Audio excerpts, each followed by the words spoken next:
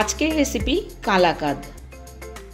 নমস্কার বন্ধুরা, টুকির রান্নাঘরে সবাইকে স্বাগত। বাড়িতে কোনো গেস্ট আসলে অথবা কোনো পুজো পার্বণ অনুষ্ঠানে বা অন্য যে কোনো অনুষ্ঠানে আপনারা সহজেই বাড়িতে বানিয়ে নিতে পারেন কালাকাদ। কালাকাদ বানানোর জন্য সবার প্রথমে আমি নিয়ে নেব 1 লিটার দুধ।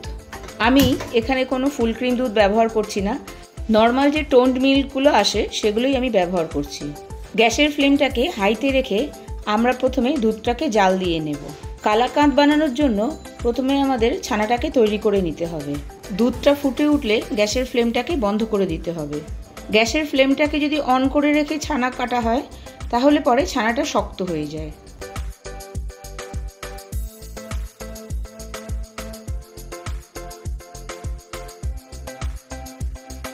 আমি এখানে ছানা কাটানোর জন্য টক দই ব্যবহার করছি।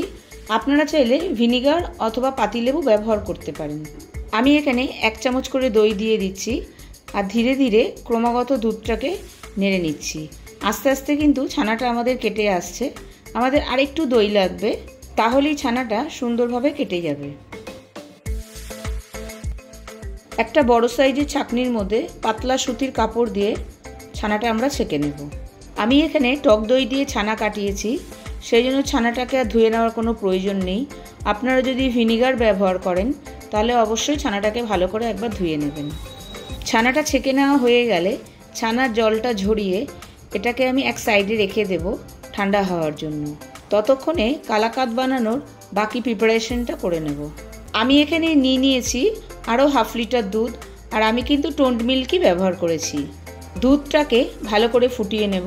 দুধটা কিন্তু ভালো করে জাল দিয়ে লো ফ্লেমে ঘন করে নেব। দুধটা একটু ঘন হয়ে আসলে তার মধ্যে দিয়ে দেব 1/2 কাপ কনডেন্সড মিল্ক। এবার গ্যাসের ফ্লেমটাকে মিডিয়ামে রেখে ভালো করে নাড়াচাড়া করে দুধটাকে একটু ঘন করে নেব। ভালো করে ঘন হয়ে যাওয়ার পর তার মধ্যে দিয়ে দেব ঠান্ডা করে রাখা ছানাটা। গ্যাসের ফ্লেমটাকে মিডিয়ামে রেখে আবারও সম্পূর্ণ দুধটাকে শুকিয়ে নিতে হবে।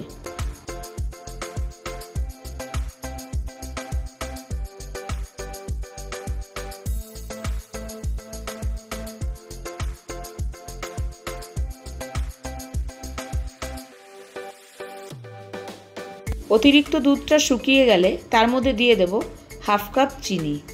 আমি এখানে যেহেতু কনডেন্সড মিল্কটা ব্যবহার করেছি সেহেতু আমি চিনির পরিমাণটা একটু কম দিয়েছি। এরপর আমি দিয়ে দেব 1/2 চা চামচ এলাচ গুঁড়ো।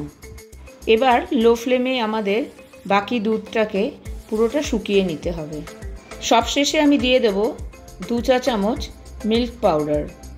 মিল্ক পাউডার দিয়ে খুব ভালোভাবে মিশিয়ে নেব। মিল্ক পাউডার দিলে কালাকাদের মধ্যে একটা টাইট ভাব চলে আসে।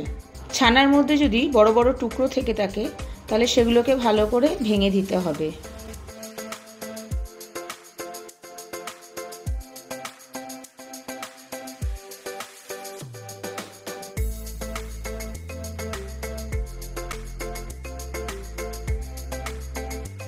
যে পাত্রে আমি কালাকাদ রাখবো সেই পাত্রটার মধ্যে ভালো করে চারিদিকে আমি ঘি মাখিয়ে নিচ্ছি।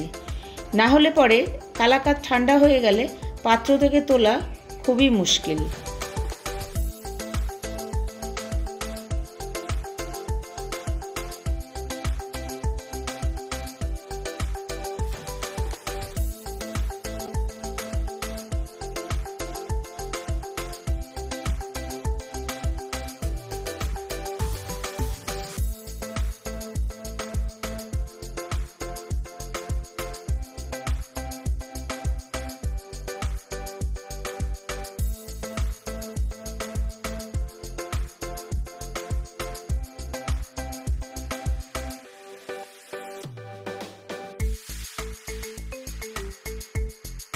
আমি ওপর থেকে ছড়িয়ে নিচ্ছি সামান্য একটু পেস্তা কুচি।